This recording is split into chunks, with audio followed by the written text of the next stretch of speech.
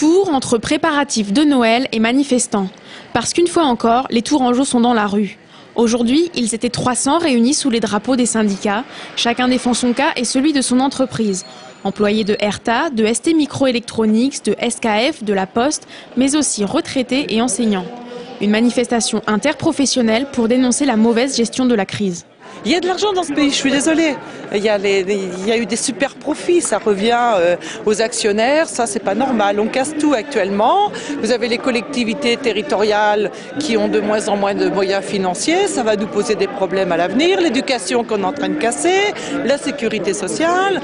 Donc je pense qu'il y a d'autres moyens, il y a d'autres choix à faire. Cette société-là, on n'en veut pas! Parce que pour eux, le gouvernement ne place pas l'argent au bon endroit. Malgré les 20 milliards d'euros accordés aux PME et le plan d'aide à l'industrie automobile, les travailleurs ont toujours le sentiment d'être les plus touchés par la crise. Augmentation des emplois précaires, licenciement des intérimaires, chômage technique. Ce qu'ils proposent, ce n'est pas la fin du capitalisme, mais bien une relance de l'économie qui passerait d'abord par l'augmentation des salaires.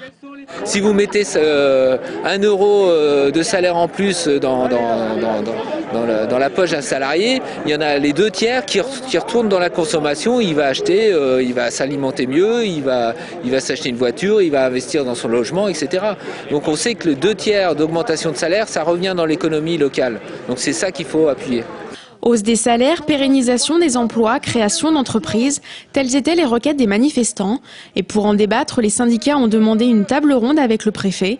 Autre échéance, les élections prud'homales du 3 décembre, un rendez-vous qu'ils espèrent fédérateur.